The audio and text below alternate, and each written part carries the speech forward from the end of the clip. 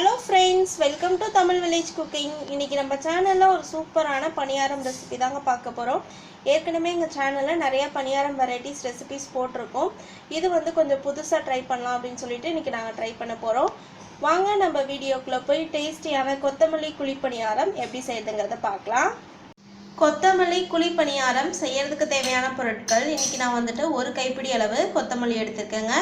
காரத்துக்கு வந்து பச்சை மிளகாய் சேர்த்துக்கிறேன். இன்னைக்கு நான் வந்துட்டு 5 பச்சை மிளகாய் சேர்த்துருக்கேன். இஞ்சி துண்டு, வெள்ளை பூண்டு பல், கடுகு உளுந்தம் பருப்பு, ஒரு பெரிய வெங்காயம் நல்லா பொடியாக நறுக்கி வச்சுருக்கேன்.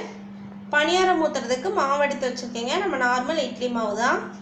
ஆயில் தேவையான அளவு, உப்பு தேவையான அளவு. அவ்வளோதாங்க கொத்தமல்லி குழி பணியாரம் செய்யறதுக்கு தேவையான பொருட்கள். இப்போ வந்து கடாய் வச்சு 2 ஸ்பூன் அளவுக்கு ஆயில் ஆட் பண்ணிக்கிறேங்க. ஆயில் வந்து லைட்டாக சூடானோடனே கடுகு உளுந்தம் பருப்பு ஆட் பண்ணிக்கலாம். கடுகு பொரிஞ்சு வர டைமில் சீரகம் ஆட் பண்ணிக்கலாம். இப்போ வந்து இதில் பொடியாக நறுக்கிற பெரிய வெங்காயம் ஆட் பண்ணிக்கிறேன். வெங்காயம் ஆட் பண்ணிவிட்டு வெங்காயத்தை பார்த்திங்கன்னா இந்த ஆயிலில் நல்லா ஃப்ரை பண்ணிக்கணும். நம்ம பச்சையாக அப்படியே பணியாரத்துக்கு சேர்க்கறத விட இந்த மாதிரி கொஞ்சம் வதக்கி சேர்த்தோம் அப்படின்னா பணியாரம் ரொம்பவே டேஸ்ட்டாக இருக்குங்க. அதுவும் கொத்தமல்லி குழி பணியாரத்துக்கு இந்த மாதிரி வதக்கி சேர்க்கும் போது ரொம்ப டேஸ்ட்டாக இருக்கும். இந்த வெங்காயத்துக்கு அளவாக கொஞ்சமாக உப்பு ஆட் பண்ணிக்கிறேன். உப்பு ஆட் பண்ணிட்டு நல்லா இந்த மாதிரி வதக்கிக்கலாம்.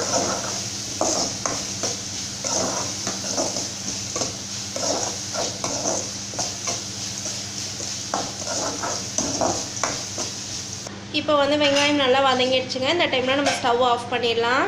இப்போ வந்து நம்ம கொத்தமல்லி குழி பணியாரம் செய்யறதுக்கு ஒரு பேஸ்ட் ரெடி பண்ணிக்கலாங்க. அதுக்கு மிக்ஸி ஜாரில் பச்சை மிளகாய் ஆட் பண்ணியிருக்கேன். அது கூட இஞ்சி துண்டுகள், வெள்ளை பூண்டு, அது கூட கொத்தமல்லி சேர்த்துக்கலாம்.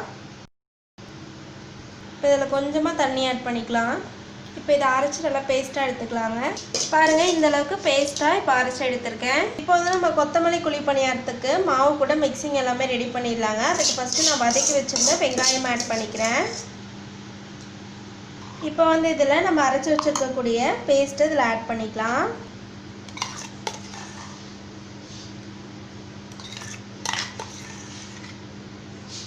கொத்தமல்லி பேஸ்ட் அரைச்ச ஜாரில் கொஞ்சமாக தண்ணி அலசிட்டு ஆட் பண்ணிக்கிறேங்க. ரொம்ப தண்ணி ஆட் பண்ணிடாதீங்க. இப்போ வந்து மாவு கூட சேர்ந்துட்டு நல்லா இந்த மாதிரி கலந்து விட்டுடலாம். நல்லா இந்த பேஸ்ட் எல்லாமே மாவு கூட நல்லா மிக்ஸ் ஆனால் தான் கொத்தமல்லி குழி பணியாரம் ரொம்பவே டேஸ்ட்டாக இருக்குங்க. மாவுக்கு வந்து நான் ஆல்ரெடி உப்பு சேர்த்துருக்கனால இப்போ நான் சேர்த்துக்கல. நீங்கள் சேர்த்துக்கலன்னா நீங்கள் சேர்த்துக்கோங்க. இப்போ வந்து கொத்தமல்லி குழி பணியாரம் செய்யறதுக்கு பணியாரக்கல் வச்சு நல்லா சூடாகிடுச்சு. இதில் ஒவ்வொரு குழியிலையுமே நல்லா இந்த மாதிரி ஆயில் சேர்த்துக்கிறேங்க. ஆயில் சேர்த்துட்டு நம்ம கலக்கி வச்சுருக்கக்கூடிய மாவை இந்த மாதிரி ஒவ்வொரு குழியிலையுமே ஊற்றிக்கலாம். ரொம்ப பெருசாகவும் ஊற்றிட வேணாம்.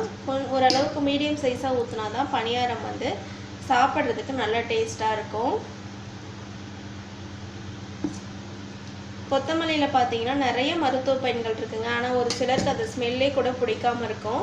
அவங்களுக்குலாம் இந்த மாதிரி நீங்கள் பணியாரமாக செஞ்சு கொடுத்தீங்கன்னா ரொம்ப விரும்பி சாப்பிடுவாங்க. இப்போ நம்ம இதை வந்து ஒரு மூடி போட்டு மூடிடலாங்க. பணியாரம் ஒரு சைடு நல்லா வேகட்டும். பாருங்கள், பணியாரம் வந்து ஒரு சைடு நல்லா வெந்துடுச்சு. நம்ம இன்னொரு சைடு நம்ம திருப்பி விட்டுக்கலாம். பாருங்கள், நல்லா மொறு மொறுன்னு சூப்பராக வந்திருக்கு. கலரும் செமையாக இருக்குது. பார்க்கும் போதே நமக்கு சாப்பிடணும் போல் இருக்குது. இப்போ இன்னொரு சைடு நல்லா வேகட்டுங்க.